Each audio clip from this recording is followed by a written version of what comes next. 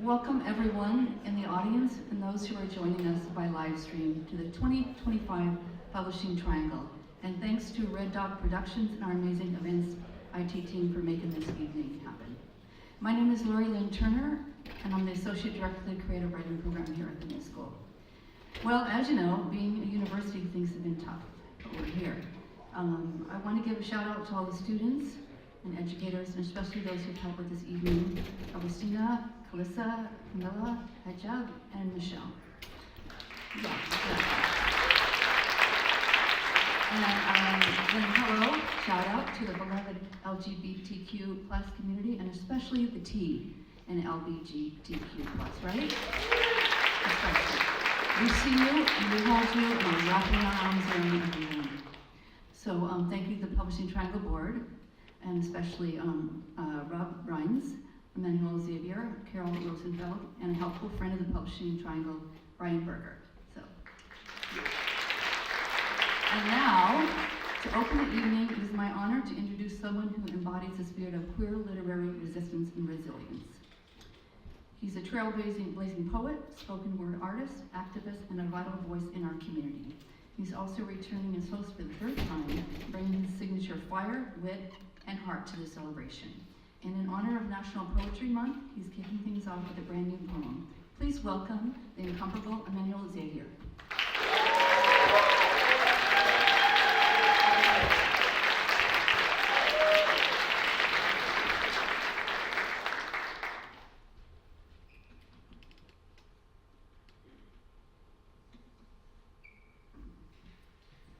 Here we will stay.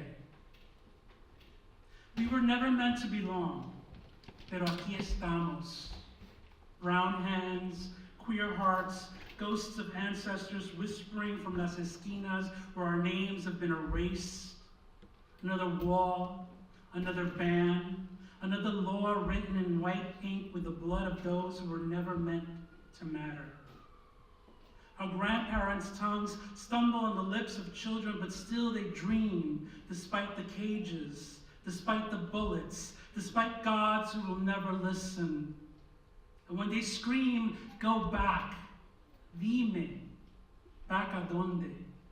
Al Bronx, al Paso, a San Juan, to a map that never claimed us, but never let us go. They hold La Biblia like a blade, like a border, like a brand. God, but only dares to justify an odio. Still, we remain, glitter on our faces, con uñas pintadas, con tattoos y resistencia. They cannot silence us because we have learned to carve poetry from el silencio, to turn our broken Spanglish into a weapon, más fuerte que su miedo. We are still here, y aquí nos quedaremos.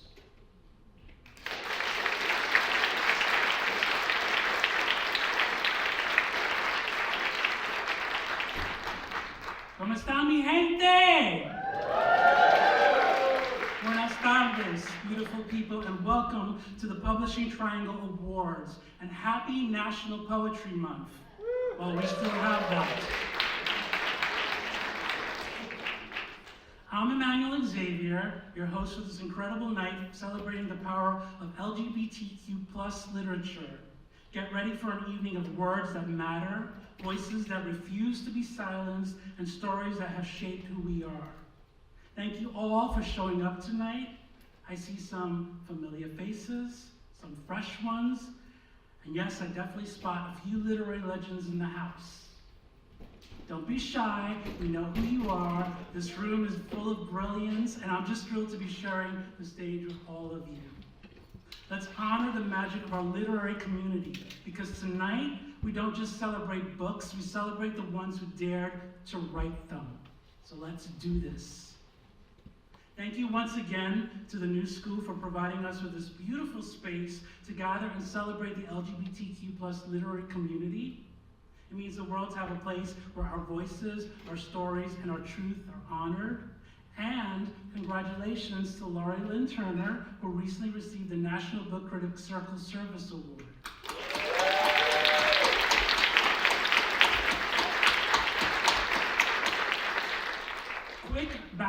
break info because let's keep it cute and considerate. If you have to Susie toot and you're good with stairs, there are restrooms in the basement. Just head toward the staircase near the auditorium. For anyone who needs an elevator, no worries at all. Take the main elevators up to the 4th floor and you'll find restrooms there too. We got you covered, literally from page to porcelain. Now, let's be real for a moment, because we are back in a fight we never should have had to keep fighting. Under the return of the Trump administration, our rights are once again under attack. From censorship attempts to budget cuts, our librarians, those fierce guardians of knowledge, are being forced to defend the very idea of free thought. Our drag and trans siblings continue to be demonized simply for living their truths, for daring to bring joy and education to our children through storytelling. Our books, our lifelines, our histories, our futures are being banned. Our independent presses, the very backbone of our literary world, continue to struggle for resources and fight to be seen. And that is why we are here tonight. Because we love books. Because we believe in the power of stories that reflect our diverse and brilliant experiences. Because the Publishing Triangle has been championing LGBTQ+ literature since 1989. And because no matter what they throw at us, we will never stop writing, reading, and sharing our truths.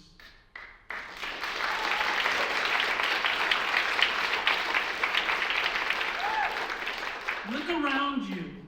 We are editors, authors, agents, booksellers, designers, librarians, marketers, and passionate readers.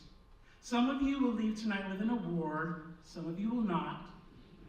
But regardless of recognition, we must all continue to write, to document, to resist, to dream. Because future generations deserve to know how we lived, how we loved, and how we survived. Just remember, our stories are essential, and so are we. Before we continue, just a quick bit of housekeeping, because even fabulous literary celebrations need a little structure. If you're one of tonight's lucky winners, you'll have 2 minutes at the mic to share your thoughts, give your thanks, or drop some poetic truth. We welcome it all, just keep it brief so we can celebrate everyone equally. Let's keep things moving faster than a TikTok trend and more literary than a celebrity book club. Now let's celebrate. Our first award of the evening honors those who keep the fire burning, ensuring that LGBTQ+ literature thrives beyond the publishing world. The Publishing Triangle Torchbearer Award, established in 2023, honors a non-publishing entity with a deep connection to our literary community. Because our stories don't just live on the page, they live in libraries, classrooms, public spaces, and in the voices of those who dare to share them. With a $1,000 cash prize, this award isn't just a thank you, it's a statement that literature, education, and visibility matter. Presenting this award tonight is someone who knows the power of literature, not just as a writer, but as an editor and mentor helping others shape their work. Jim Berg won a Lambda Literary Award for Gay Studies in 2000 for his first book, The Isherwood Century. And his most recent work, Isherwood on Writing, continues his deep exploration of one of queer literature's great icons. Since 2022, he's been a higher education consultant and freelance developmental editor, guiding writers through both academic and creative projects. Bless you.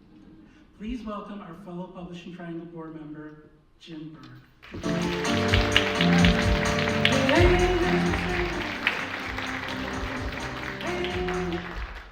Thank you. It comes as no surprise to this audience that LGBTQ rights are under attack in this country, or that trans people are in the crosshairs. One of the first executive orders issued by this administration asserted that there were only 2 sexes in this country. To quote the great Cole Porter, it ain't necessarily so. In case you needed it, here's your reminder that executive orders do not change the law, whether it's man-made law or a natural one. In the face of the onslaught of attacks from this regime, it's encouraging that people are standing up for trans and gender-expansive community, whether it's Governor Janet Mills of Maine or the New York State Department of Education.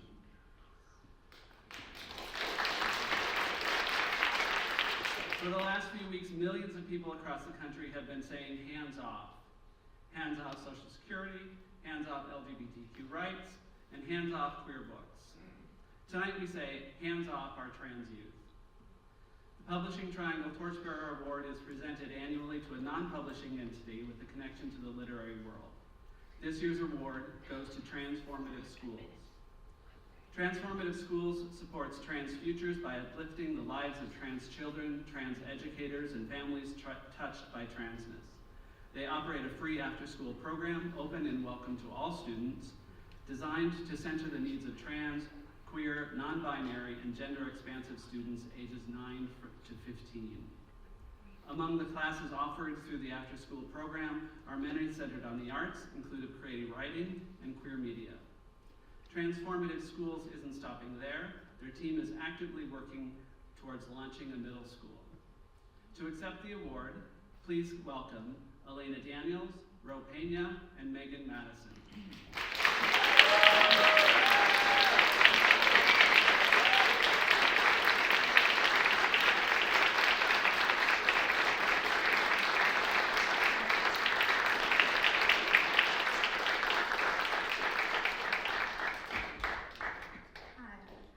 I'm Ro. My pronouns are they, them, and this is Elena Daniels. Unfortunately, Megan is not able to join us today, but she sends her appreciation for this opportunity. Thank you to the board at the Publishing Triangle for this opportunity, and to the New School for having us here today. As the author of the new children's book, Plátanos en Nuestro Patio, and co-founder of Transformative Schools, it is an honor for Elena and myself to receive this Torchbearer Award. I wrote Plátanos en Nuestro Patio, an homage to my Dominican culture. My story is about patience and family. It was an honor to tell my story, and I'm here to continue to talk about my story with Transformative Schools. For the past 2 years, TFS has co-constructed a space with our brilliant students, where they feel seen, loved, and free to be. We do this work with pride as a radical act of love and resistance, and we strive towards a more just world. Whether we're redesigning balloon-powered cars, analyzing queer media and banned books, writing persuasive letters, really persuasive letters to Disney, building towers from popsicle sticks, or belting Wicked the musical songs on our karaoke machine, our space vibrates with trans joy. Through freedom of exploration and an opportunity to deepen their understanding of themselves and the broader world, at TFS, we are in a unique position to support our trans youth in envisioning their trans futures. As trans educators, we are honored to serve as their models of possibility. E, one of our brilliant 9-year-old students, who came to us after her family had to flee from Florida, says, "I love this place. They have trans flags everywhere, and I feel super safe in there. I feel safe that when the apocalypse comes, that's where I'll be going." We love that because, let's be honest, nothing says prepared for the end of the world like a room stocked with glitter, snacks, and maybe a unicorn sticker or two for the These words remind us why we do what we do at Transformative Schools. It's about creating a nurturing environment where every child feels valued and empowered to dream big. Our mission is to continue expanding our work by launching a middle school in the fall of 2026. We hope to be a model for other educational spaces, ensuring that every child and educator, regardless of their gender expression and identity, have a place where they can question, advocate for societal change, thrive, and grow into their authentic selves. Thank you.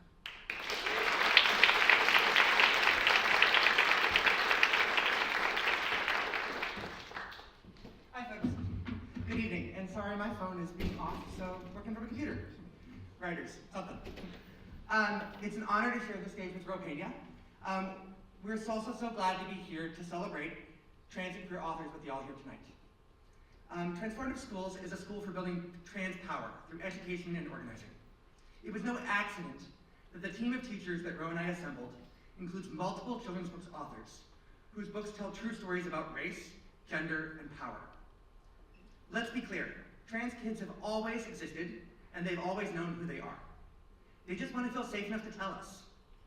But without books that tell their stories, and adults who share their identities, serving as possibility models, it's hard for middle school trans students to share themselves. Because like all middle school students, they're still figuring out who they are. In a time when trans kids are the target of fascists around the world, in the White House, and on school boards right here in New York City, I want to use my time on this mic to invite you into the work of rising up and building a movement that uplifts and invests in trans futures. We don't want our kids to reflect back on what we could have done better. We want them to think back on all the things that were done well to support them. Transformative Schools, the Publishing Triangle, and the auditorium where we sit are all located in District 2, the largest, wealthiest, and most influential of New York City's 32 school districts. And as you probably know, each district has a school board, which in New York City, we call a Community Education Council, or CEC. In District 2, several of the parent leaders are affiliated with the hate group, Moms for Liberty, and their local affiliate actually endorsed 40% of the school board members who were elected in the most recent election 2 years ago. They've been building power in this district and across the city for a few years by pushing policies that would deepen school segregation, by attacking Black parent leaders, and even by banning books. Over a year ago, CEC2 attempted to ban the books of one of the TFS authors, Dr. Megan Madison. And if that's not enough, they're also going after trans kids. Last March, Bob Marin introduced Resolution 248, a thinly veiled attempt to use the debate about trans girls in sports to whip up a trans panic and attack the Department of Education's existing protections for trans kids. Since then, we've been organizing to demand that the resolution be rescinded and that the district publicly recommit to building schools where trans kids, queer kids, all kids feel safe exactly as they are. We need you. We need you to help us get out the word about the upcoming school board elections that start at the end of this month and go until May 15th. We need you to join us at the school board meeting next Wednesday, where we dance Hot to Go and the Macarena when they say transphobic stuff. We need you to help support Transformative Schools, and we need to work together to kick Moms for Liberty out of New York City for good.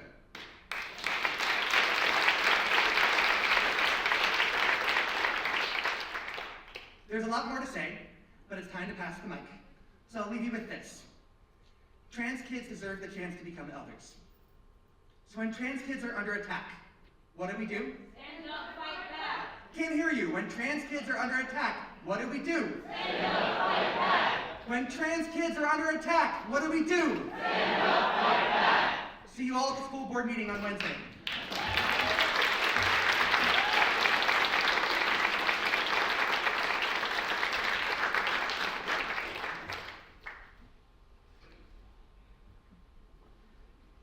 How's everybody doing? It's the first and only time I'll say that tonight. Poetry has always been a revolutionary act, a way to carve truth into not language, to give voice to the silence, to transform survival into art. And few embody that power more than Audre Lorde.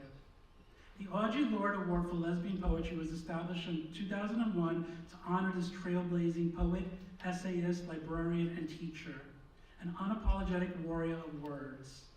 A National Book Award nominee, Poet Laureate of New York State, and recipient of the Publishing Triangle's Bill Whitehead Award for Lifetime Achievement, Lorde gave us language for resistance, identity, and love through works like Zami and A Burst of Light. Tonight, we honor her legacy by celebrating an outstanding work of lesbian poetry, one that challenges, inspires, and refuses to be erased. And with a $1,000 prize, we affirm that poetry isn't just necessary, it's valuable.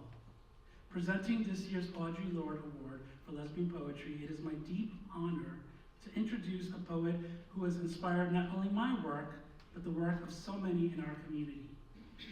Cheryl Boyce Taylor is a literary force, an architect of memory, of rhythm, of resilience. Her words carry the weight of history and the tenderness of motherhood, activism, and love. A Trinidadian-born legend of the New York poetry scene, she's been lifting voices for decades with an artistry that is as bold as it is beautiful. Please welcome the incomparable Cheryl Boyce Taylor.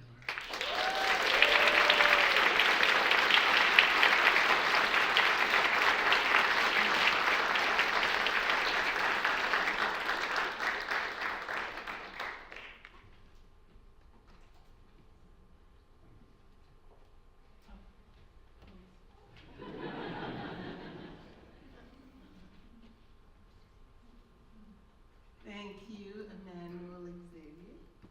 We go way, way back. I'm really thrilled to be here this evening. I'm glad that you invited me, and I'm especially thrilled to be presenting the award, the Audre Lorde Award for Lesbian Poetry. Congratulations to all of the finalists, and thank you all for being here. The 4 finalists: Alt Nature by Soretta Morgan, published by Coffee House Press. Song of My Softening by Omar Tara James, published by Alice James Books. A Dream in Which I Am Playing with Bess by R.K. Fouth, published by Texas Tech University Press. And Your Dazzling Death by Cass Donish, published by Knopf, Penguin Random House. And the winner is Your Dazzling Death by Cass Donish.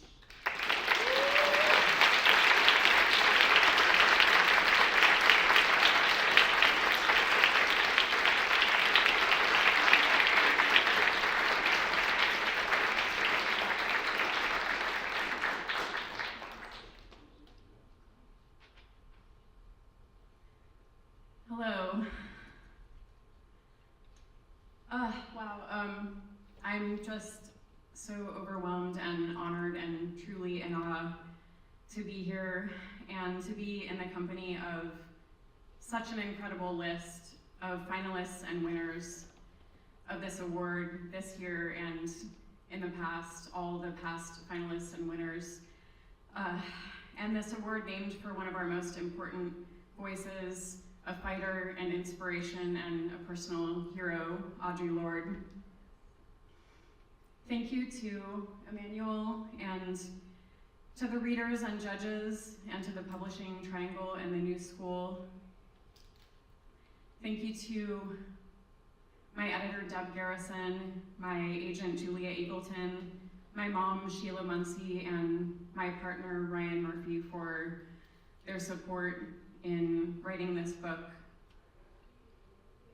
This book was written for my late partner, Kelly, after I lost her to suicide in 2020. We know that queer and trans grief are not separable from the oppression and griefs of the many communities violently under attack in our country and across the world today. June Jordan, a one-time finalist for this award, wrote, "I said I loved you and I wanted genocide to stop." I've been carrying this line with me every day. Sometimes I feel great fear and despair, but it's when I'm in a room like this, filled with queer and trans folks and allies, or when I'm marching on the streets of Columbia, Missouri, where I live, that I remember it's community and art that bring us back to our bodies, back to joy and to life and to the fire of collective liberation. I dedicate this to Kelly. Thank you so, so much.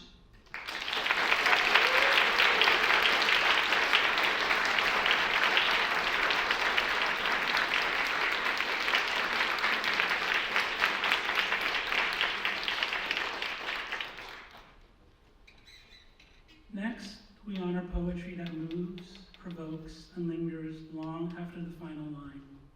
The Tom Gunn Award for Gay Poetry pays tribute to Tom Gunn, a brilliant British poet who called San Francisco home. Gunn captured raw emotion, desire, and resilience in his work, most notably in The Man with Night Sweats, which chronicled the AIDS crisis with unflinching honesty and deep humanity. When this award was first introduced, it was simply the Triangle Award for Gay Poetry. But in its very first year, Gunn himself won for Boss Cupid, forever tying his name to this honor. Tonight, we continue that legacy by celebrating a poet whose words challenge, inspire, and remind us why poetry remains at the heart of queer expression.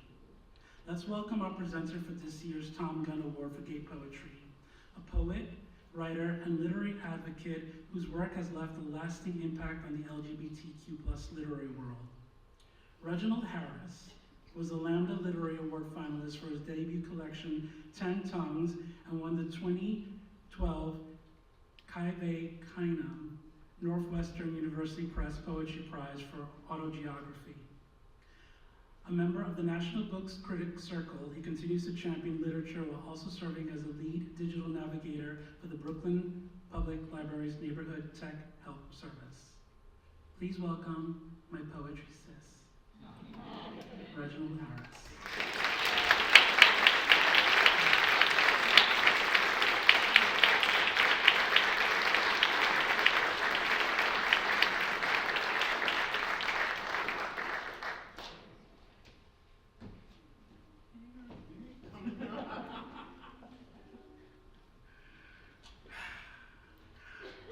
Says you need to let me borrow your clothes. Sometimes I jacket. All right. It has been my, oh, damn, hey.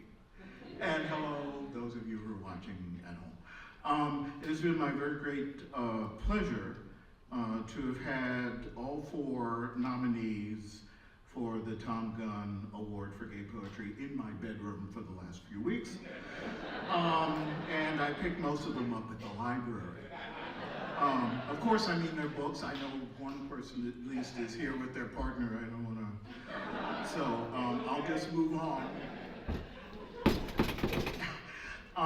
The finalists for the Tom Gunn Award for Gay Poetry are Pentimento by Joshua Garcia, published by Black Lawrence Press, Sky, Pond, Mouth, by Kevin McClellan, published by Yachts Press, Bound, by Juby Ariola Headley, published by Persea Books, and Rara Avis, by Blas Falconer, published by Four-Way Books.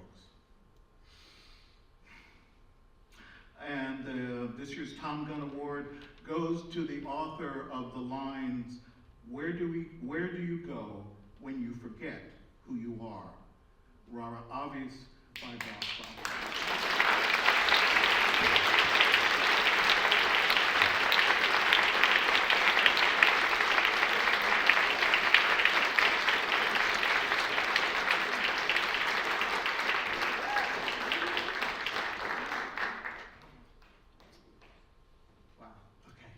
Now I really wished I had written something down.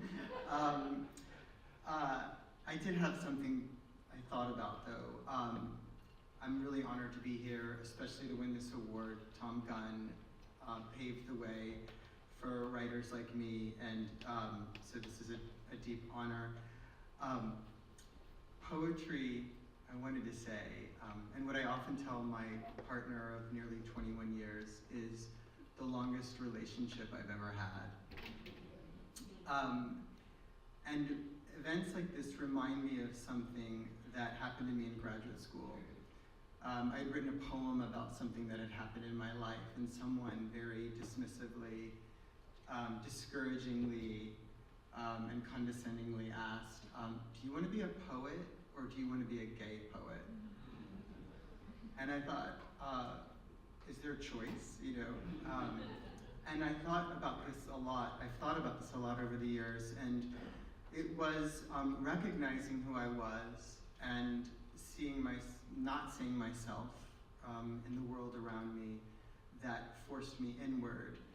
And there I was able to find a voice. And it was a quiet one, it's still a quiet one, but it was distinctly my own. And it was a different voice from all the voices telling me who I was supposed to be and what I was supposed to do. And I really want to thank the Publishing Triangle and the judges who picked Raravas for bringing us all together to celebrate all of our voices. It's a great pleasure to be here with you all and to just celebrate who we are. So thank you also to my publisher, Four-Way Books, Martha, Ryan, Hannah, and to my family.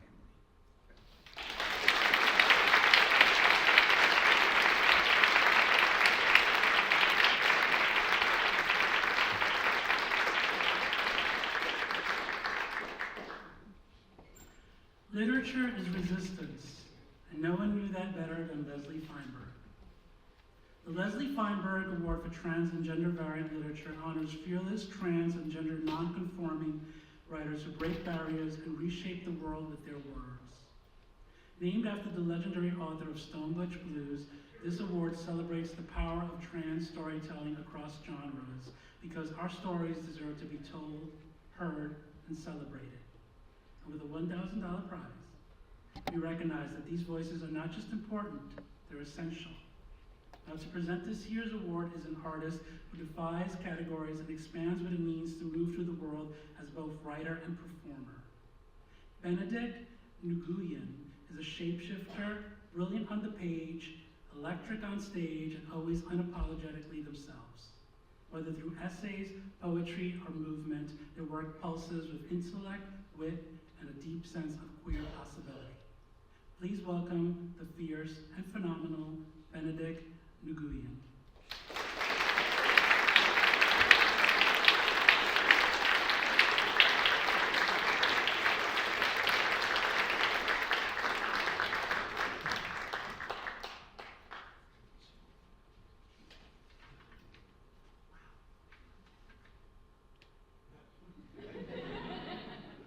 What a world. The finalists for the Leslie Feinberg Award for Trans and Gender Variant Literature are A Wounded Deer Leaps Highest by Charlie J. Stevens, published by Torrey House Press. Dances of Time and Tenderness by Julian Carter, published by Nightboat Books. El Ghuraba, a queer and trans collection of oddities, edited by Samia Marshy and Al Tarek El-Beshalani Lynch, published by Metonymy Press. I Don't Want to Be Understood by Joshua Jennifer Espinoza, published by Alice James Books. And the winner is A Wounded Deer Leaps Highest by Charlie J. Stevens.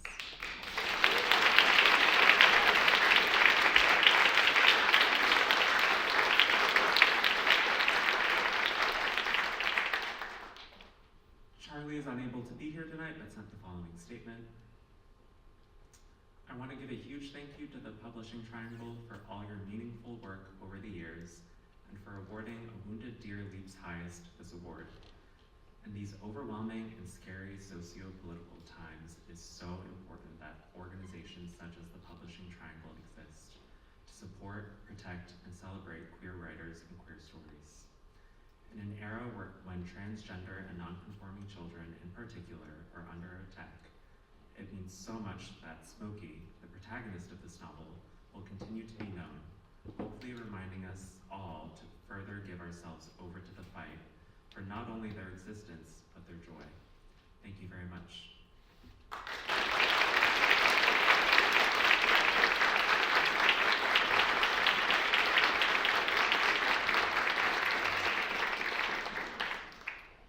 Stories shape us from the very beginning, and representation in literature is life-changing. The Jacqueline Woodson Award for LGBTQ+ children's YA literature honors books that explore LGBTQ+ identities for young readers.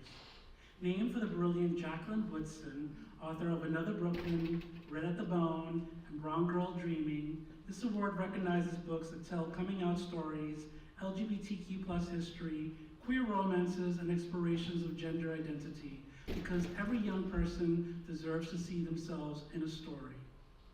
It's not every day that you get to introduce a living legend, even if it is via video. Jacqueline Woodson is one of the most important literary voices of our time, a master storyteller whose work has shaped generations of readers. Through poetry, fiction, and memoir, she's given voice to Black and queer experiences with tenderness, honesty, and brilliance.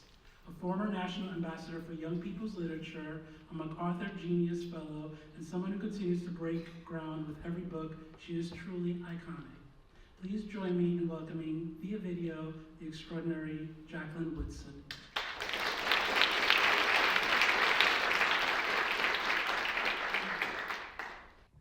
Hey everyone, it's Jacqueline Woodson coming to you from up in the mountains to present this year's award for the Jacqueline Woodson LGBTQ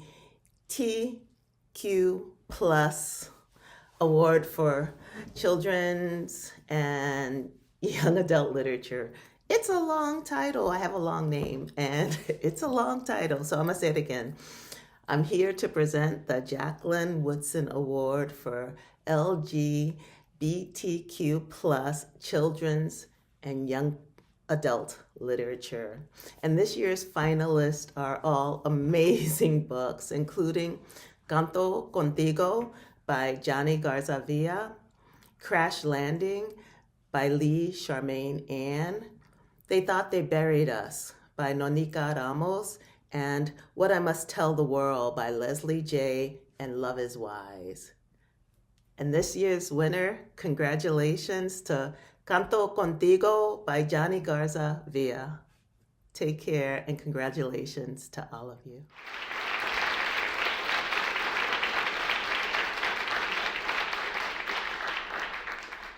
Sadly, Johnny Garza Villa, all the way from San Antonio, couldn't be here with us tonight.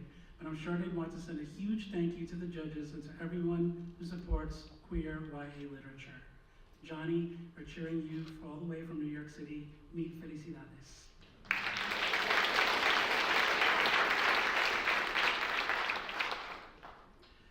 Mystery, crime, and intrigue have long captivated readers, but when told through an LGBTQ plus lens, they take on a whole new depth. The Joseph Hansen Award for LGBTQ plus crime writing honors an outstanding work of crime, fiction, or nonfiction, named for Joseph Hansen, a trailblazing author of the Brandstetter series. Hansen redefined the classic private eye novel, earning acclaim from the Los Angeles Times and a Lifetime Achievement Award from the Private Eye Writers of America. Our next presenter is someone who brings heart, humor, and fierce dedication to everything he does. Gerard Cabrera is not only a proud member of the Publishing Triangle Board, but also a talented author and advocate. His debut novel, Homo Novus, is a powerful exploration of culture, identity, and the messy beauty of becoming. Whether he's writing, organizing, or lifting up our literary community, Gerard brings passion and purpose, and let's be real, he brings the kiki too. Please welcome the brilliant Gerard Cabrera.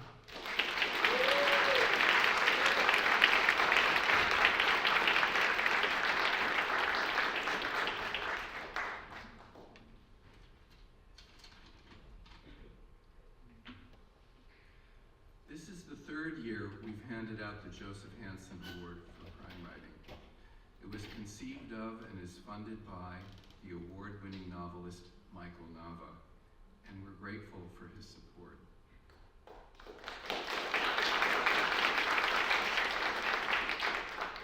This year's finalists are Behind You by Catherine Hernandez, published by HarperCollins. Blessed Water by Margot Dwehe, published by Zando Gillian Flynn Books. Heart Island by Gary Zebron, published by the University of Wisconsin Press. And Rough Pages by Lev A.C. Rosen, published by Forge Books. And the winner is, I've always wanted to say that. And the winner is Blessed Water by Margot Dwehe, published by Zando Gillian Flynn Books.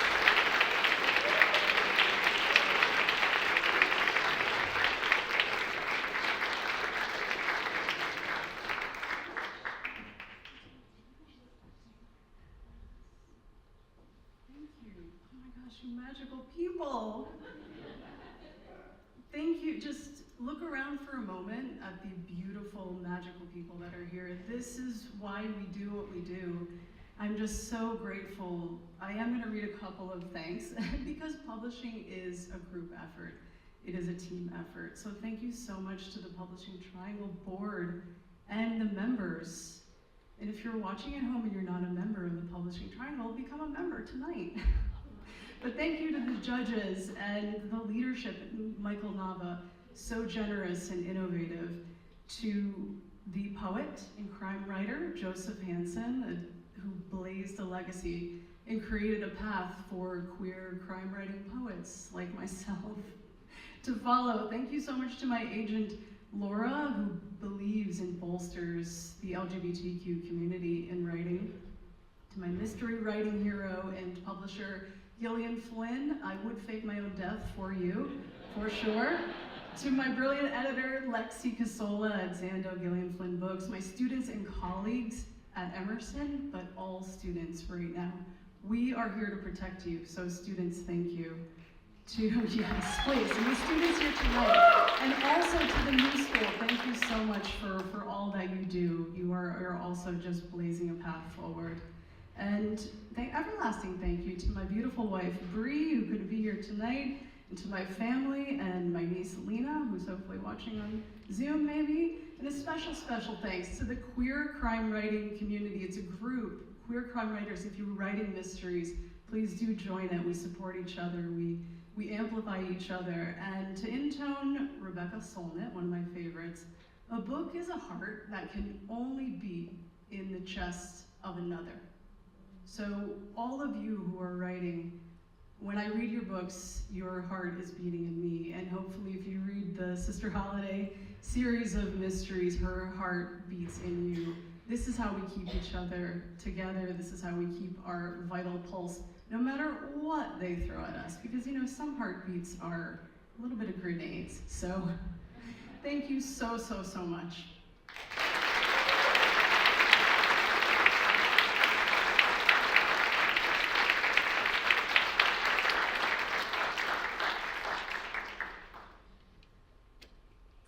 Our next award for the evening honors the champions behind the scenes, the visionaries who ensure LGBTQ+ books reach the readers who need them most.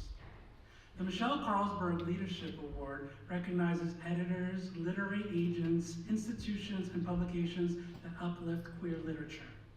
Renamed in 2022 for the legendary Michelle Carlsberg, an early Publishing Triangle co-chair, founder of Amethyst Press, and a powerhouse publicist, this award celebrates leadership that transforms our literary world. Michelle herself won this award in 2010, proving that true leadership is both lasting and essential. And since 2016, it has included a $500 cash prize because uplifting queer voices is priceless. It's such a joy to introduce someone who embodies the spirit of community, creativity, and fierce truth-telling to present the special award. J.P. Howard is a powerhouse poet, curator, and mentor whose work radiates love, resilience, and Black queer joy. As the founder of Women Writers in Bloom Poetry Salon, she has nurtured countless voices while continuing to stun us with her own. Her poetry doesn't just speak, it sings, it demands, it heals. Please give it up for the brilliant and beloved J.P. Howard.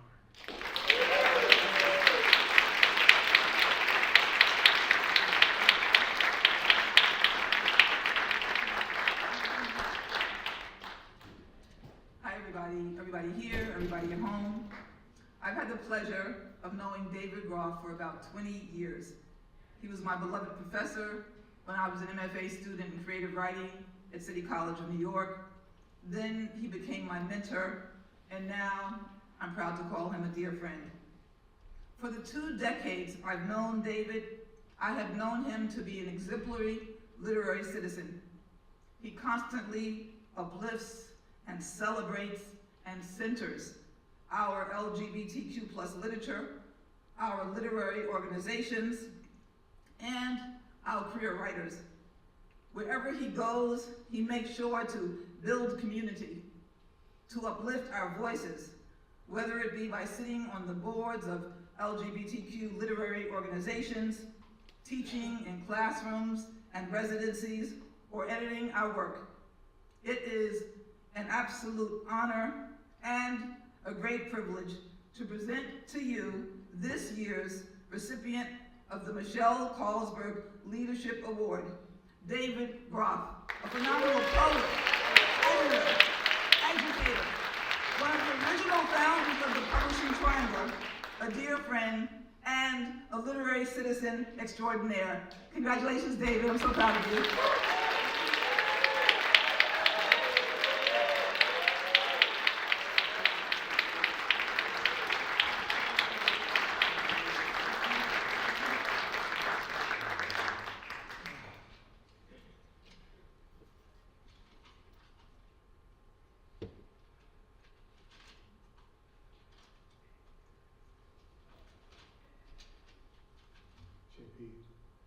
Thank you so much for those generous words.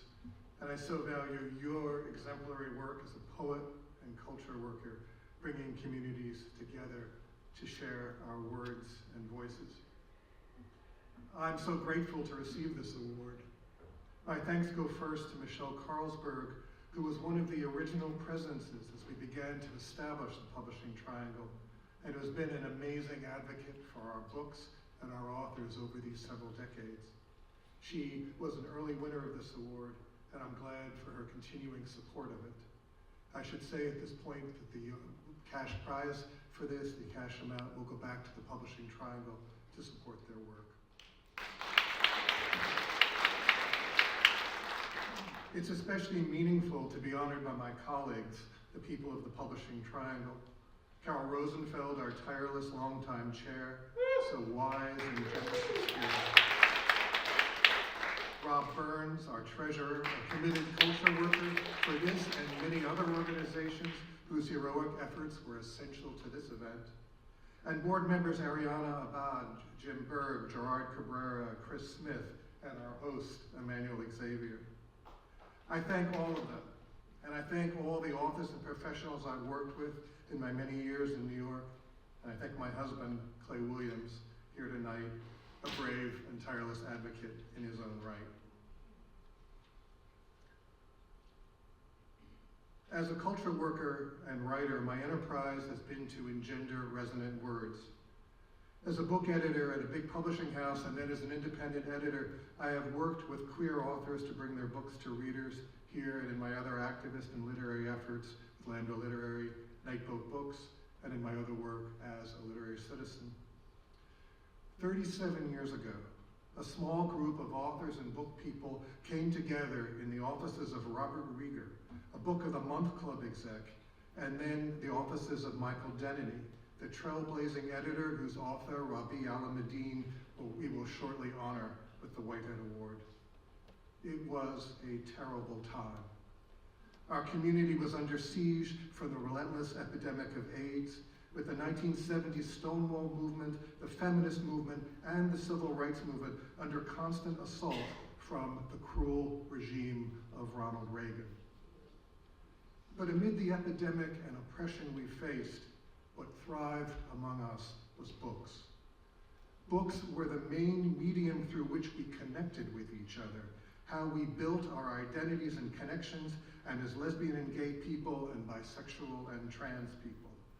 Every single one of you here tonight had your identity crystallized and liberated by a queer book. Our work was urgent. Our resolve then was to come together to support our writers, enlarge the number of our readers, gather together for events and parties, undertake these various awards, and maybe get a date. The other people in those early meetings, among some of whom are here tonight, include Michelle, Michael, Lou Archibald, Mala Gabaldi, Christopher Bram, David Cashin, Jane DeLynn, Carol DeSanti, Trent Duffy, Robin Hardy, Stan Leventhal, Ethan Morden, Roz Parr, Howard Reeves, Robert Rieger, Matt Sartwell, Lawrence Schimmel, Anna Sequoia, Carrie Smith, Mary South, and Sharon Stonekey. I celebrate their names and their generative genius tonight. Tonight, we again gather in a time of crisis. We have entered an era that is least as dire for LGBTQ people as the late 1980s and early 1990s. An epidemic of hate endangers us all. The virus of fascism threatens our democracy, our climate, our fellow human beings who are immigrants or otherwise oppressed, and every single queer person, as we've seen already with attacks on our healthcare and education, and with the brutal and inhuman offensive against on trans rights and the denial of gender-affirming care to minors, with organizations like Transformative Schools, which we honor tonight, routinely menaced. As publishing people in particular, we've seen our pride flags furled and our books banned from libraries across the country, from public schools to the U.S. Naval Academy. Once again, our work is urgent. We will stand up for LGBTQ+ words, and let us all continue to publish and purchase and protect our books and the people who write, read, sell, and shelve them. Let's work to make our publishing efforts and literary institutions more economically sustainable. Let's reinforce our efforts not only on behalf of authors, but on behalf of readers, those precious and necessary strangers who so need our solidarity, community, and art. Let us all recognize that we are the messengers of vital and ever-evolving ways to live and love. That we are, as Felice Pacano has called us, people in history. Let's agree that we should, as Oliver Radcliffe said in the title of his trans memoir, frighten the horses. And let us be emboldened by the words of Audre Lorde. When I dare to be powerful, to use my strength in the service of my vision, then it becomes less and less important whether I am afraid.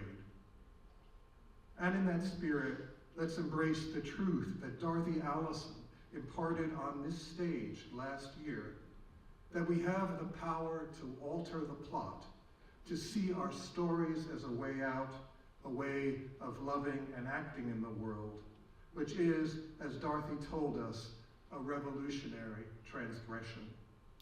On the page and in the streets, let us be revolutionary transgressors together. Thank you all.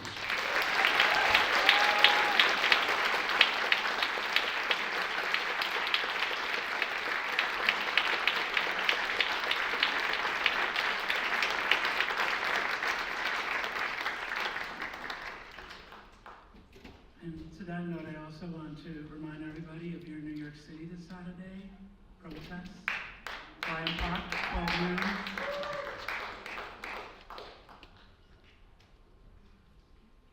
Nonfiction captures our history, exposes truths, and changes the world, something Randy Shilts did fearlessly.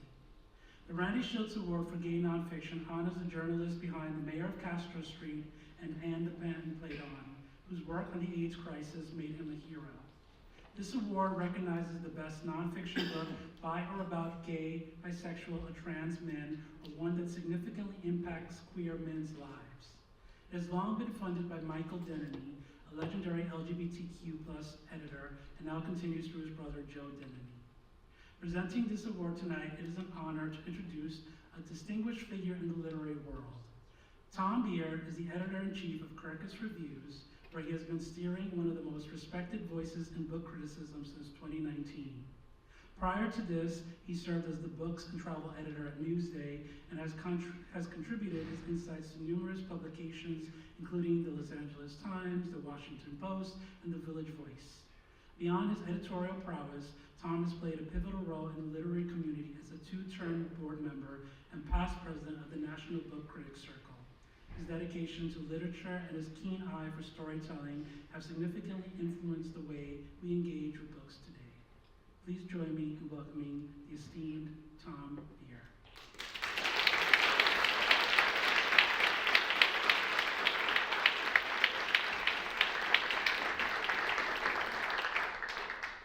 Thank you, Emanuel. Thank you, Publishing Triangle. It's really an honor to be here tonight and revitalizing to be in a room full of queer book people. consider you all my people. I'm here to present the Randy Schultz Award for Gay Nonfiction, and the finalists are Christopher Isherwood, Inside Out by Catherine Bucknell, published by Farrar, Straus, and Giroux. The Scapegoat, The Brilliant Brief Life of the Duke of Buckingham by Lucy Hughes Hallett, published by HarperCollins. Straight Acting, The Hidden Queer Lives of William Shakespeare by Will Tosh, published by Sealed Press, Hachette Book Group.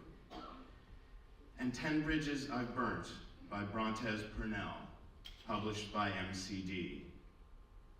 And the winner is The Scapegoat, The Brilliant Brief Life of the Duke of Buckingham by Lucy Hughes Hallett, published by HarperCollins.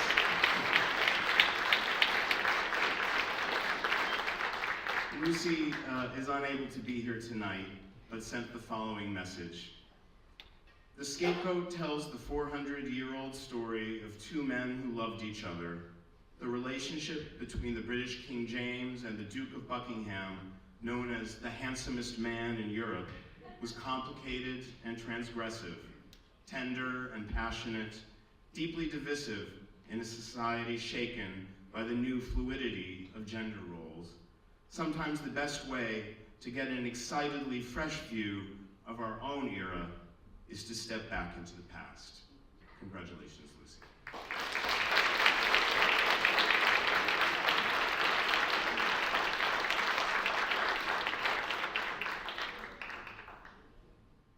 Hi, I'm Carol Rosenfeld. I'm the chair of the Publishing Triangle. Thank you. I'm here because I've just been made aware of an error earlier. Benedict Wynn, her last name was pronounced, and the pronouns were wrong. The pronouns are she, her, so we apologize for that error, and we wanted to fix it. Thank you.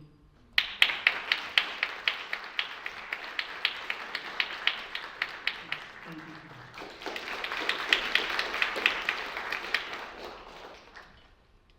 Nonfiction is also a powerful tool.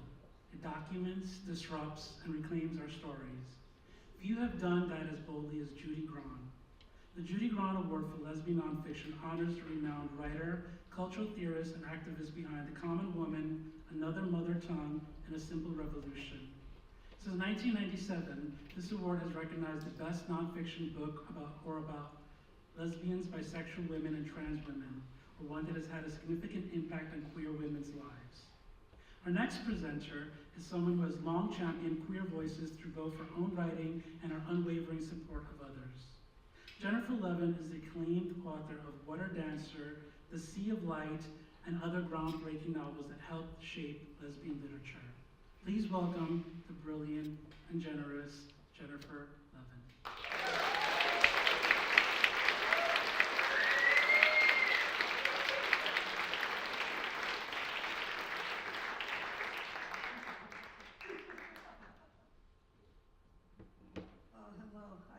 I told Manny that I think my tux is better than his.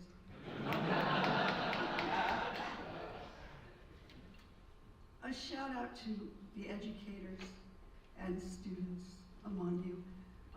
One thing I wanted to say is that words are dangerous and they matter. And you matter now more than anything.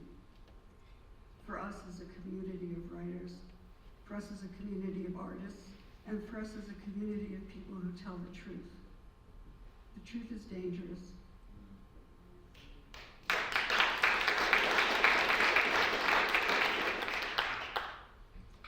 And love is the greatest crime of all.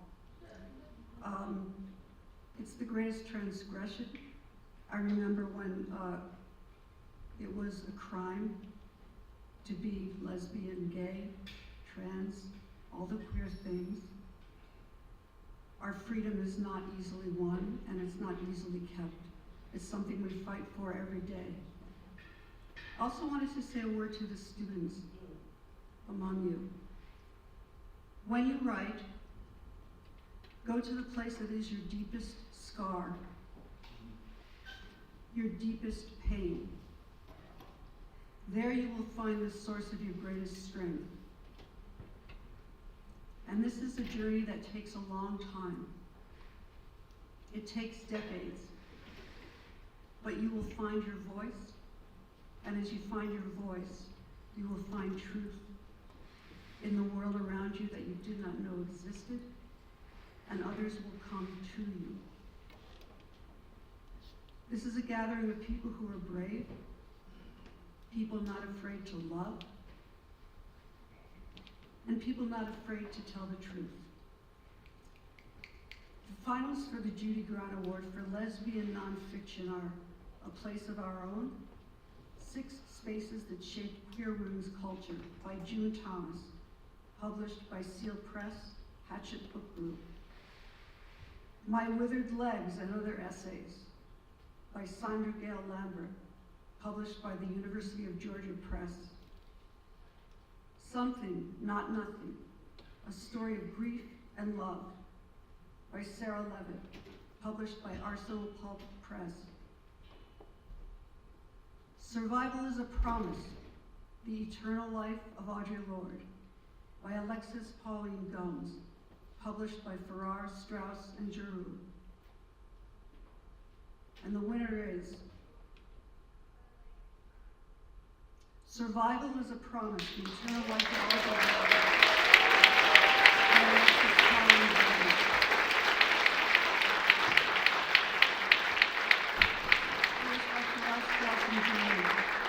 Alexis Pauline Gumbs is unable to be here tonight.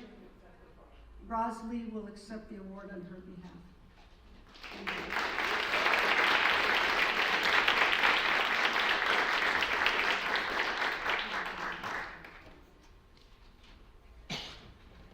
Good evening. It's my honor to accept the award on Alexis's behalf. She is my family, and I'm sharing some words that she's sending along for you all.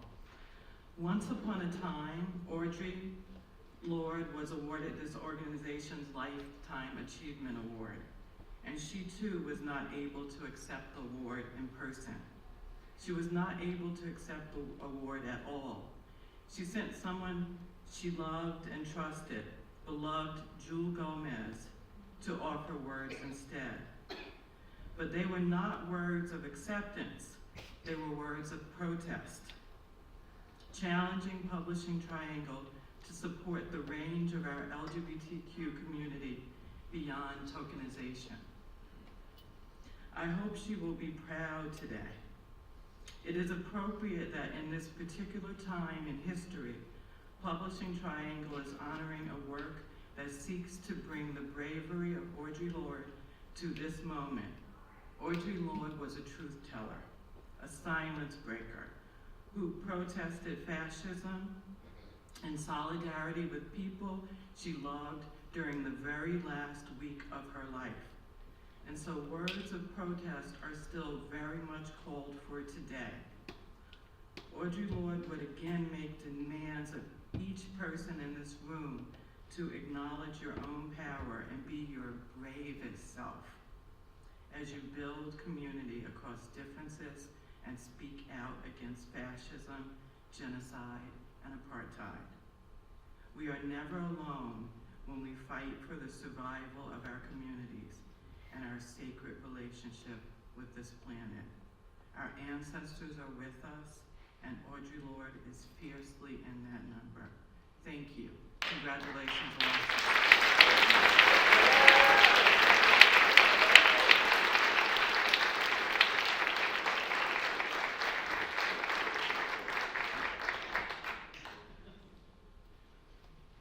Every great writer starts with a first book, a first story, a first bold step toward leaving their mark.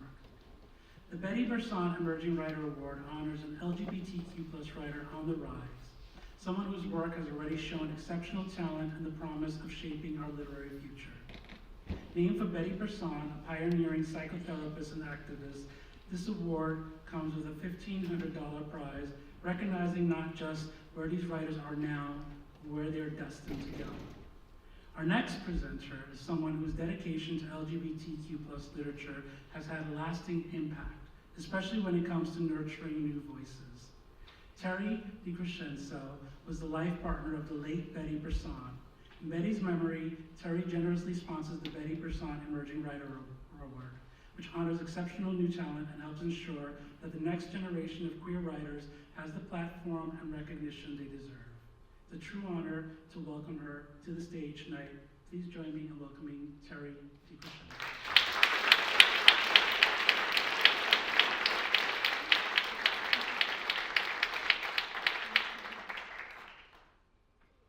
If I might, just a quick shout out to novelist, poet Karen Minns, who can't be here tonight. She had an encounter with a surgeon, so get well quickly, Karen. Also, for those of you old enough to remember the early days of the feminist movement, when you had a point of personal preference, so I'm going to, please indulge me in that for this moment. I want to tell you that Betty's work on a children's program has finally become a full book-length manuscript plus a fully scripted pilot. But that's where I stop. It's out of my range of knowledge or experience. So if anyone knows children's book agents, and publishers, etc., please reach out to me. It was among Betty's finest work. Thank you for indulging me in that moment of personal privilege. I love the theme tonight, stand up, fight back, resist, because if there was one person who embodied that, it was Betty. Let me tell you just a few of the things she's done. Homosexuality was still a mental illness when Betty co-founded the first and today the largest gay and lesbian LGBT social services agency. Being gay was still a mental illness when the American Psychological Association had a meeting, and Betty and Dawn Clark took the laundry bags from the hotel and taped them up on the walls, inviting people to come to their room to discuss a strategy for gay affirming psychotherapy. These are the power things that one person can do, so each of us can. Betty knew she was in her final illness when she refused admission to Cedars-Sinai Medical Center in Los Angeles until they affirmed in writing that I was her domestic partner. That act of defiance led to the current federal regulations that mandate the recognition of domestic partnerships at hospital admissions. That's the power of one. And I must say, it's nearly 50 years ago that she was the National Homosexual Marriage Committee chairperson in 1979. Of course, I wish she had lived to see marriage equality that she worked so hard for, but I'm blessed to be the beneficiary of that law and by having the best, most supportive wife who is here tonight, Carol Cushman. Thank you for being my wife. Yay, me.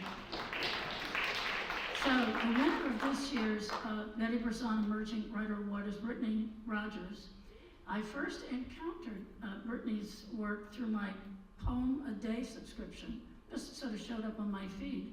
And I was just thrilled to see that she wrote a poem that was an ode to the late, great Aretha Franklin. But don't think for a moment that that means Brittany is some kind of, laid back rock and roll R&B Sunday afternoon poet. No, no. Just listen to some of her interviews and podcasts on the Michigan Public Radio, and you'll see for yourself what an intellectual heavyweight this young woman is. Brittany is somebody Betty would have loved to meet and mentor. I cannot wait to see what's ahead for this ascending literary star Congratulations, Brittany Rogers, this year's Betty Berzon Emerging Writer Award winner.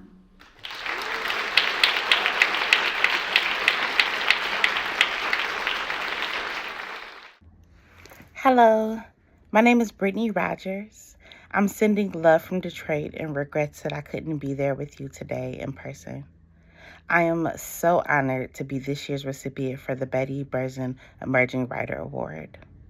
Thank you to the committee and to the Publishing Triangle Foundation for allowing me to join such a prestigious lineage of writers. As an emerging writer, this recognition is such an affirmation and a push to keep going. The teenage Brittany who had to fight so hard to find and define herself would be very proud of the person that I am today. It will be very, very proud to know that I'm the recipient of this award. So thank you again for this honor.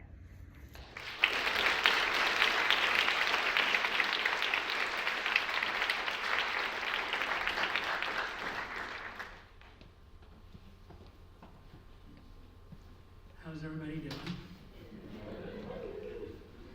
Apologies again, leave it to me to mess up somebody's gender during the Leslie Feinberg Award. I'm truly sorry about that. And Carol, you felt as gracefully as anybody could do a death drum. A writer's debut is more than just a first book. It's a bold declaration, a new voice stepping into the literary world. The Edmund White Award for Debut Fiction, first presented in 2006, honors an outstanding first novel or story collection that marks the arrival of a powerful new LGBTQ+ literary talent. Named for the esteemed Edmund White, who won the very first Bill Whitehead Award for Lifetime Achievement, this award celebrates the future of queer literature. Presenting this award tonight is Shanta Smith-Cruz, a true force in queer storytelling and preservation. She holds degrees in queer women's studies, creative writing, and archiving, and serves as assistant curator and associate dean at NYU Libraries. A writer, speaker, event planner, and zinester, her work, including Black Lesbians in the 70s and before, an at-home tour at the Lesbian Herstory Archives, keeps our history alive. Please welcome Shanta Smith-Cruz.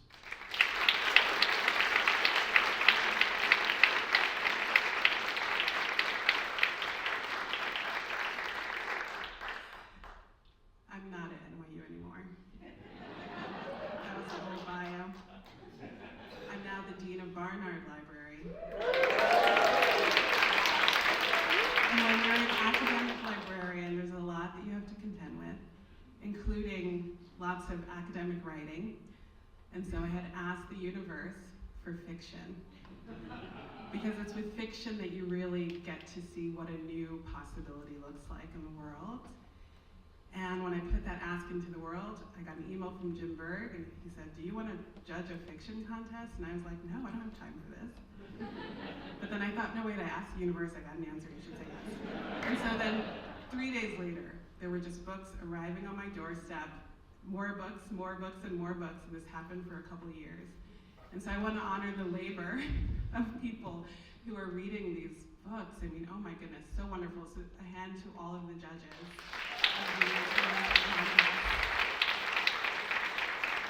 And really we get to get a glimpse of what a story is, and it's through these stories that we can envision a new future.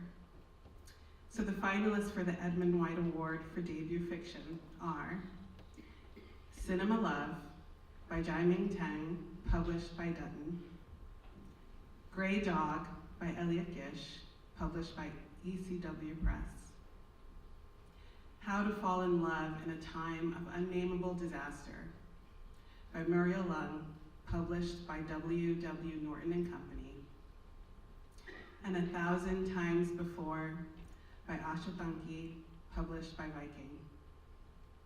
And the winner is Cinema Love by Jai-Ming Tang, published by Viking.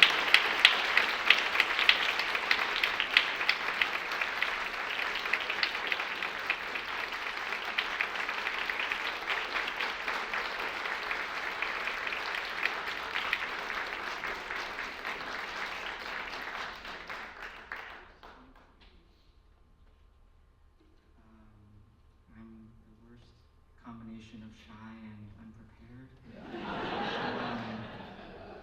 But what a great honor to be here. Thank you to the Publishing Triangle. Thank you to my agent, Kent Wolf, to my editor, Pilar Garcia Brown. Shout out to Maya for being here. Soleil, thank you to everybody else who worked on my book.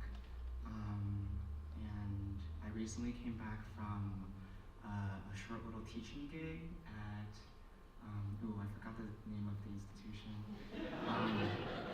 But I sort of described the book to them as two questions that are related to each other. And those questions are, the first one is, what does it feel like to be gay in a place where homosexuality isn't socially or culturally accepted? And the second question is, what does it feel like to be from that place and to still love it and the people that you come from? But yeah, thank you. It's such an honor. That's it.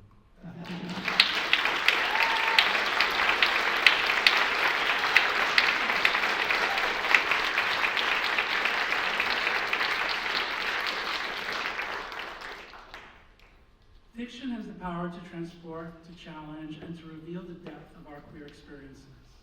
The Farrell Bromley Award for LGBTQ+ fiction was founded in 1988 to honor excellence in LGBTQ+ storytelling. Named for Robert Farrell and Michael Bromley, life partners and brilliant writers who both died of AIDS, this award originally recognized lesbian and gay fiction separately before evolving in 2009 into a single award for LGBTQ+ fiction. Presenting this award tonight are two incredible literary champions. Stephen Greco is a writer, editor, and longtime advocate for queer literature, while Sarah Van Arsdale is an acclaimed author and illustrator whose work spans novels, poetry, and storytelling in all its forms. Together, they help uphold the legacy of Robert Farrell and Michael Bromley, ensuring that LGBTQ+ fiction continues to thrive. Please welcome Stephen Greco and Sarah Van Arsdale.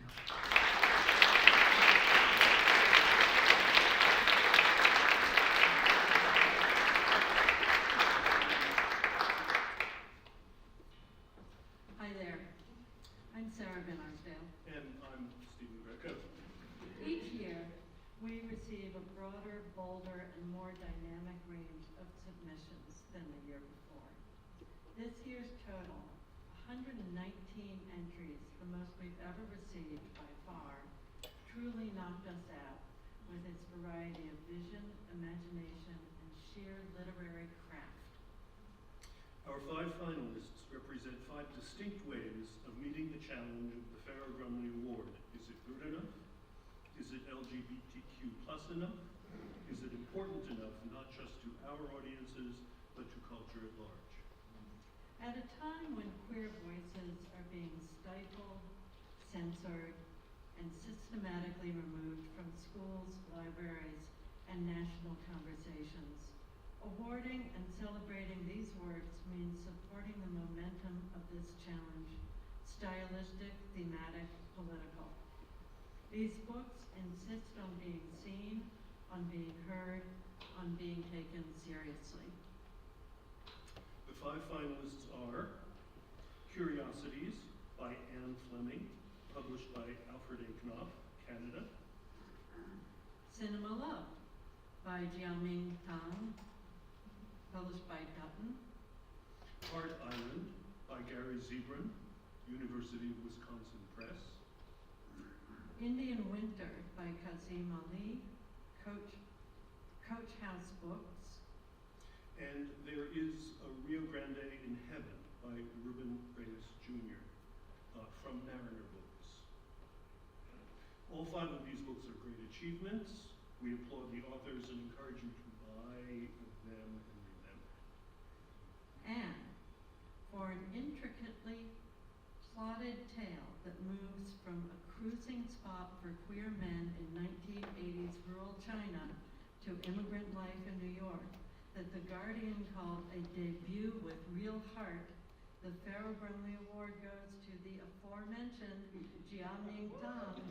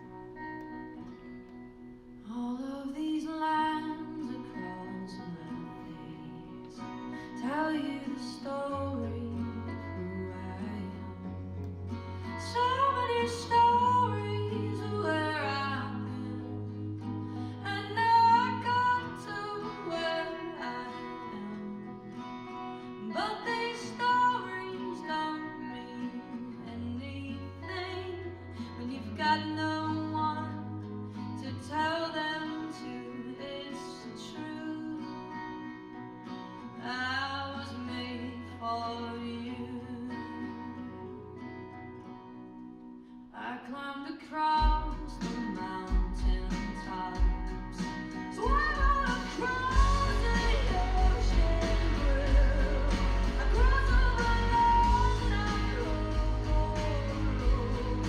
Baby, I've run them all for you.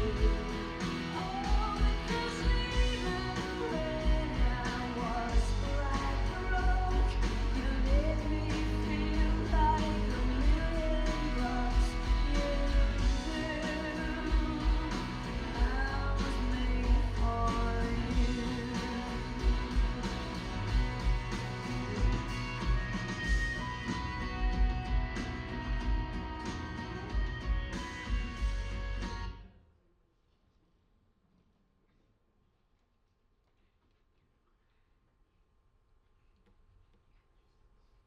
Tonight, as we honor those we've lost, I want to take a moment to remember someone who left an undeniable mark on LGBTQ plus literature, Felice Picano. Felice wasn't just a literary giant, he was a trailblazer, a founding member of the Violent Quill, and a writer who shaped the landscape of queer fiction. But beyond his legacy on the page, he was also personally kind and incredibly supportive. He was one of the few who showed up for my book release event in LA, and he even took the time to write a blurb for my last poetry collection, a gesture that meant the world to me. Felice understood that writing isn't just about telling stories, it's about lifting each other up. His work, his generosity, and his presence will be deeply missed, but his words will live on. Felice Picano, along with so many of the literary legends we've lost, understood that queer storytelling isn't just about representation, it's about survival, about truth, about capturing the raw, unfiltered realities of our lives. And if there's one writer who embodied that fearless honesty, it was Dorothy Allison, a literary powerhouse, a truth teller, a rebel, a writer who was never afraid to lay bare the raw, messy, beautiful realities of survival and love. With Bastard Out of Carolina, she gave us a novel that didn't just break boundaries, it shattered them, forcing the world to pay attention to voices too often silenced. Her work remains fearless, her impact undeniable, and her legacy lives on in every queer writer who dares to tell their truth. Before we continue, we're honored to share a special video message from Justin Torres, author of We the Animals and the recent National Book Award winner for Blackouts. Justin's work, like Dorothy Allison, dives deep into identity, survival, and the power of language. Here he is with a few heartfelt words about Dorothy and her incredible impact on queer literature. Dorothy changed my life in so many ways. She anonymously nominated me for an award when I was incredibly broke, and it was more money than I'd ever seen. She read early drafts of We the Animals and told me that she didn't believe that there wasn't grace and beauty alongside all the pain and difficulty I was describing, and that it was my duty to get all of that onto the page. And of course, long before I met her in person, I met her on the page. I can't think of a book more transformative for me than Bastard Out of Carolina. From there I went and read her poetry, I read her essays. She was talking about class, she was talking about trouble in the home. She's one of the most important American writers that we have, and I'll miss her dearly. Hear me, understand me. Story can be a way out, a hand in the dark, a whisper of hope, the hope I have for all of us. This is what I can give you. Story, lyric, spirit, the courage to say what I know to be true. We are the hope of the world. Thank you.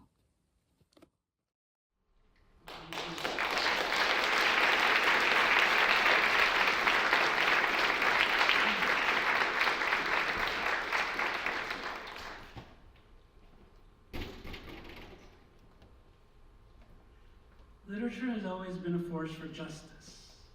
And few understood that better than Amber Hollybaugh. The Amber Hollybaugh Award for LGBTQ plus social justice writing honors a nonfiction book that tackles economic injustice, the experiences of queer youth and adult sex workers, especially when told through personal experience. Amber herself won the Judy Grahn Award for lesbian nonfiction in 2001 for My Dangerous Desires. Presenting this award tonight is a leading voice in queer scholarship and education, dedicated to making knowledge more accessible and inclusive. Matt Brim is a professor of queer studies at the College of Staten Island and the CUNY Graduate Center. His books include the award-winning Poor Queer Studies Confronting Elitism in the University and James Baldwin and the Queer Imagination.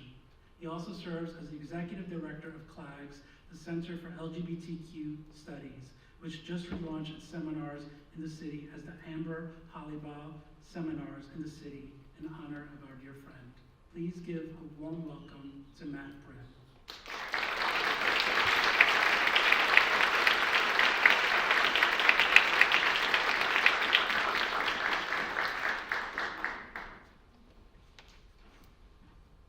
Good evening.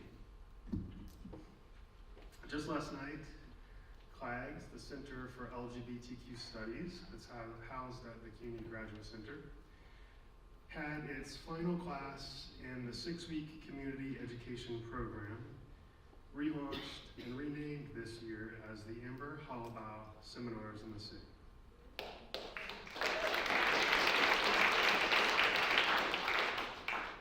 Along with co-sponsors Barnard College and the Bureau of General Services Queer Division, and with the love and support of Jen Levin, CLAGS renamed the seminars to honor our dear friend Amber and to engage with and to build on her insights about class and desire. One of those insights was the recognition that intellectual community happens in places where often it is unexpected and underappreciated, like in sex worker communities and among poor people. On behalf of CLAGS, I thank the Publishing Triangle for this opportunity to be in community with people who loved Amber, and to be here with a group of people who Amber loved, people writing about social justice.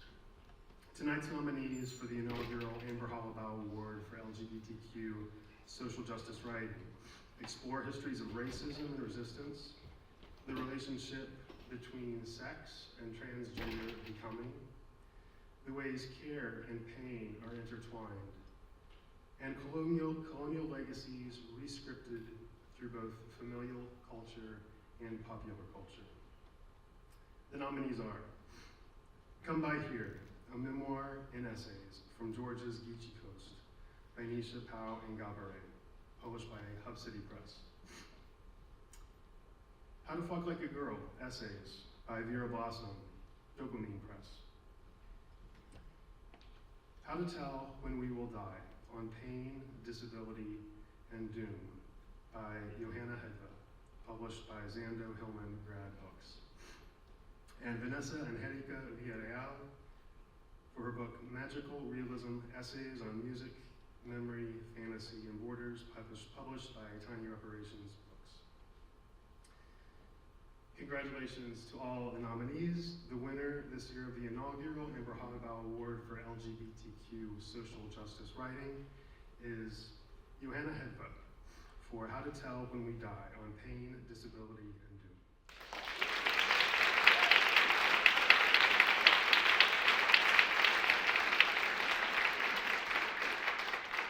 Johanna could not be here tonight, but they wanted me to say these 2 words, Free Palestine.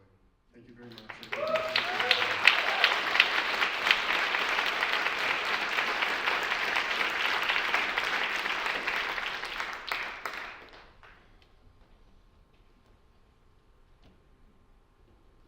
Some writers don't just tell stories. They shape our culture, challenge the world, and leave behind a legacy that endures for generations. The Bill Whitehead Award for Lifetime Achievement honors an LGBTQ+ author whose body of work has made a profound and lasting impact. Named for Bill Whitehead, a trailblazing editor who championed queer voices in publishing, From Edmund White and Robert Farrow to Doris Grumbuck, this award is a testament to the power of literature in shaping history. With a $3,000 prize, this is one of the highest honors of the night, celebrating a writer whose contributions have refined and uplifted LGBTQ+ storytelling. Introducing this next presenter is deeply personal for me. Eileen Myles isn't just a literary icon. There's someone who showed up for me when I was just starting out, and being a queer poet from the margins felt like shouting into the void. Their support and presence meant more than they probably knew at the time. Eileen has always been ahead of the curve, fearless, original, and unapologetically themselves. Their work has blazed the path for so many of us, and it's an honor to share space with them tonight. Please welcome the legendary Eileen Myles.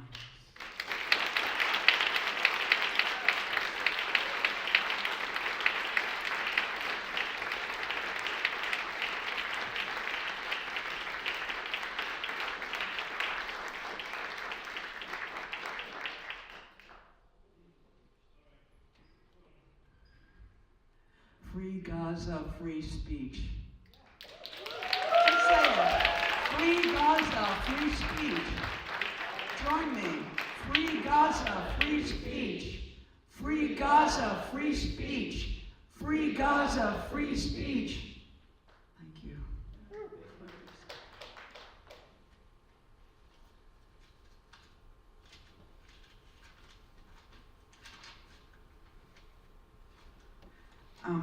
So I'm absolutely standing here because I've already been told by this same organization a few years ago that my lifetime is an achievement too. And it was, and it is a thrill, because more now than ever, to say a gay or a trans or a queer or a lesbian or a non-binary life is an achievement, is even a life, is a greater and greater blessing, I think. To be blessed by who and what you love is great, possibly as great as it gets. And I blurbed Robbie's book handsomely, I think, maybe a year or two ago. So in a way, I already came. But I'm glad to come again, because I love this man's work, and I love this man, and I bless him, because he sees through many eyes and spirits. And it's really, I was just thinking, I've been thinking about this lately. I think it's the strangest thing of all, a storyteller. There's still something really eerie to me about the act of telling, and then the ability of some. It's not two-spirited, and I think that's probably why there are so many queer and LGBT writers, because it's like, we just started two-spirited, and then we just sort of keep going. So it's many-spirited, kind of beyond queer, and then all of our willingness, everybody, to gather round, to get sucked into each other unloading, this incredible performance of telling. And it's just, it's always like this proclamation. It's so mysterious. Like, this didn't happen to me. This did happen to me. For instance, I just read Don Quixote for the first time, which I'm sure lots of you guys have read, but I was very daunted until I saw a translation by a hot woman that I thought, I'm ready. I missed meeting her, she just died. But Edith Grossman, wow. But when I read it, I thought, why did Cervantes need to say an Arab actually wrote this book? You know what I mean? He kind of made there be this other telling. And and in the case of Robbie, why did a trans woman tell this story? What is that lie about? And this guy, and I just think there's something beautiful and compulsive about this very fictitious way of being that writing is. And so this guy, Robbie, is really good at it. And I think that he's working from there, this coming apart place. It's like a blurry, bigger family. And I believe that's it, like that's the ink, the very nature of ink, and it's flowing and spreading. It's this edge that joins and cuts and bleeds. And so, Robbie, I just want to say thank you a lot.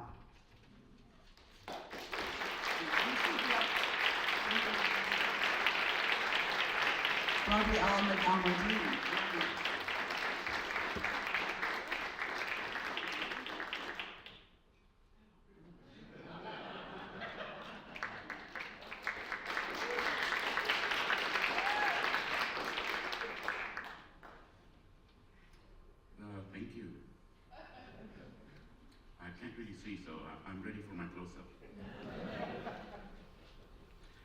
Thank you to the Publishing Triangle.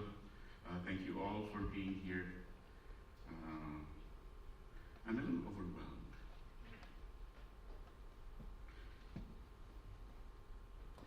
Thank you so much for this award. You know, I wish I would came out earlier because a lot of what I wanted to say has been said already. That's a problem. So thank you so much for this award. I'm honored, flattered, humbled, you know, all these adjectives, and confused too. But then again, I was born confused. Is living confused nature or nurture? I tried to write the perfect acceptance speech. I truly wanted to. I wanted it to be funny and poignant and affecting, life-affirming, yet life-changing. But how can I write about gratitude and awards when my country's Gestapo is kidnapping people off the street and sending them to gulags in Louisiana or Salvador, while most of my countrymen are mired in apathy?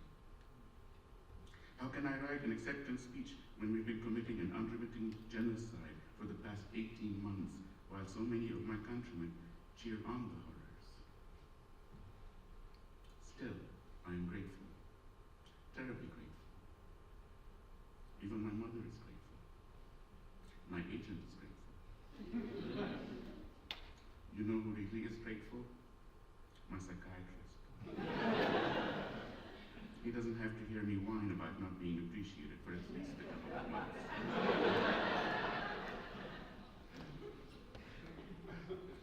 Being granted this award assures me of a couple of things.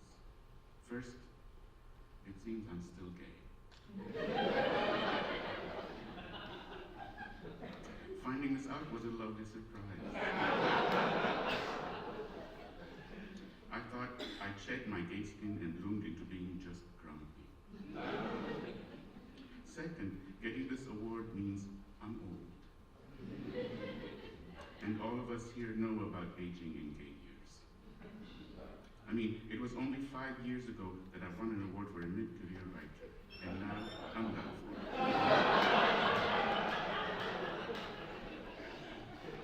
I'm still working. I swear.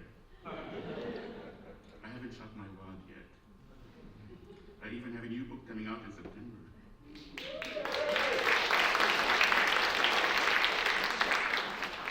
I'm hoping that getting this award as an old gay man means that I'm being sent to a stud farm and not the glue factory.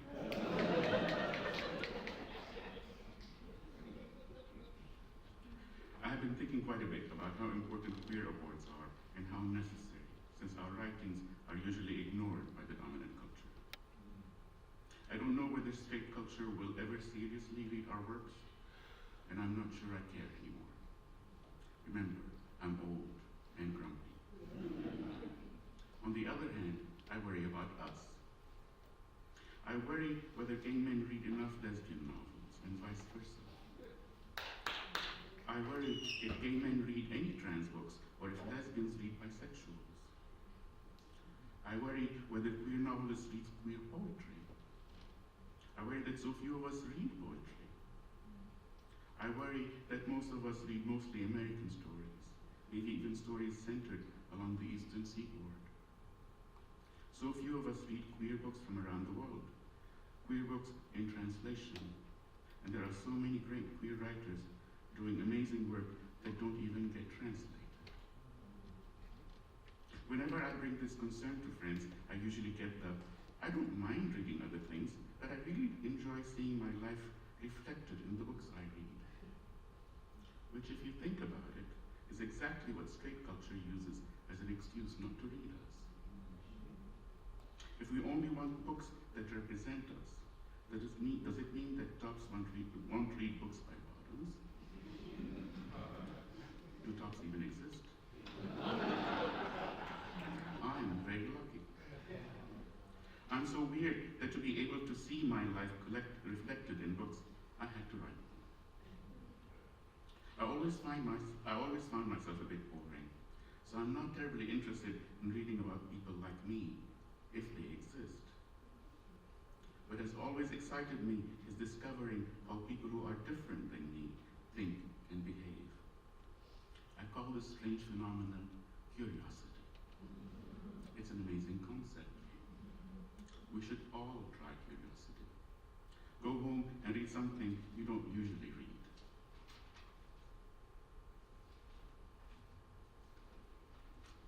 I know, for the most part, American literature is incurious.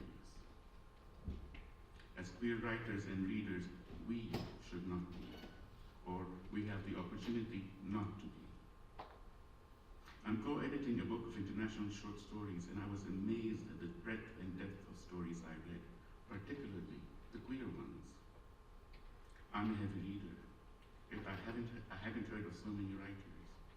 Hell, my favorite story might have been by a young gay writer I'd never heard of, from a country I'd never even heard of, Eswatini, which is what Swaziland used to be.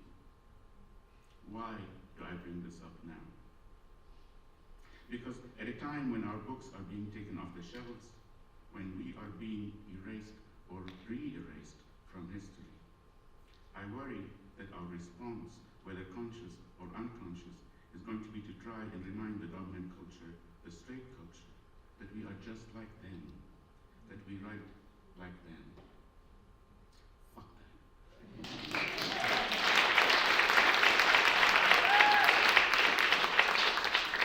We are different. We are so different. Hell, we are so different from each other, let alone from the dominant culture. Why write to be accepted when we probably never will, and when we hopefully never will? That's another thing. We should be reading each other. Be curious. At a time when the government is actively reversing DEI, I suggest we DEI our writing, our reading. Learn to resist. Learn to be fabulous. Learn by reading a book written by a lesbian from Botswana, poetry from a Kenyan drag queen, or from an indigenous queer from Minnesota, or in a novel by a Lebanese weirdo. Read widely, read wider and wider and wider. Read more about them, whoever them may be to you. In other words, read fabulous. Okay, and when it comes time to buy these books, by people who aren't like you, remember independent bookstores. We wouldn't have careers without them. Fuck Amazon. Fuck Bezos.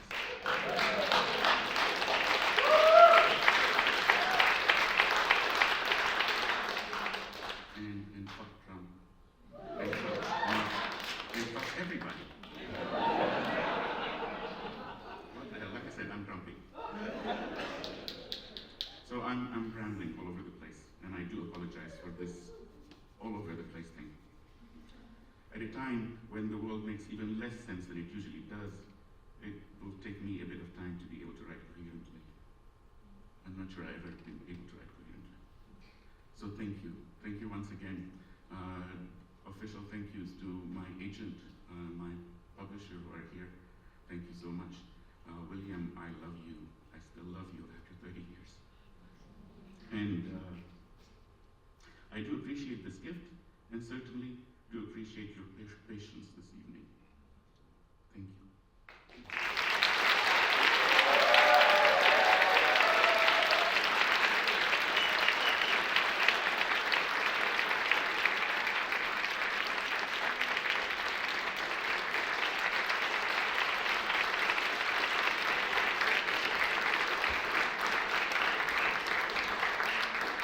Before we wrap it up, let's take a moment to celebrate the incredible people who made this night possible.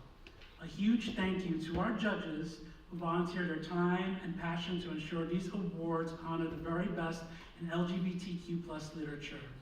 To our fabulous presenters for bringing these moments to life, and of course, congratulations to all our finalists and winners. Your words inspire, challenge, and change the world.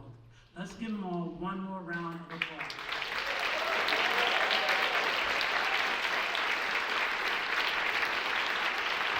Also give a huge round of applause to the incredible board of the Publishing Publishing Triangle, a group of passionate folks who do all of this as volunteers driven purely by their love for LGBTQ plus literature. Please help me thank our amazing team, Chair Kara Rosenfeld, Rob Burns, David Ross, Gerard Figueroa, Ariana Abad, Jim Bird, and Chris Smith. None of tonight would be possible without their heart, hustle, and commitment to celebrating queer voices. A huge thank you to the New School for giving us a space to celebrate these incredible voices. Special thanks to our awards funders. Without your generosity, we wouldn't be able to honor these books and authors in the way they deserve. And of course, to our fantastic volunteers who made sure everything ran smoothly tonight, thank you. If you'd like to be a judge for next year's awards, we'd love to have you. All of us are volunteers, but you'd be rewarded in free books or PDFs, your choice. To those watching virtually, thank you for being part of the celebration. For more information about the Publishing Triangle membership, visit publishingtriangle.org.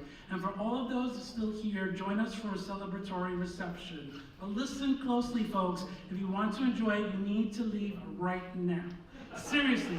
Grab your coat, your award if you've got one, and make your way immediately to Woolman Hall. We need to wrap things up by 10:30 p.m. sharp, so don't linger, don't loiter, and please save the kiki for the reception. And please, let's get all the winners to get a photo. Oh, good question. Because we want to make sure there's time to raise a glass, grab a snack, and celebrate properly, but the clock is ticking. If you're heading to Warman Hall, whether for the reception or just to scope out another fabulous space, here's how to get there. Cross through the courtyard, take the elevator up to the 5th floor, and voila, it opens right into Warman Hall. Super easy, super worth it. Now you know where the afterglow happens, but know there's only one elevator that fits about 10 people at a time. So, enjoy the rest of your evening, stay safe, and keep supporting the Publishing Triangle, LGBTQ plus authors, and our books. I've been your host, Emanuel Xavier. Thank you all, and I love you.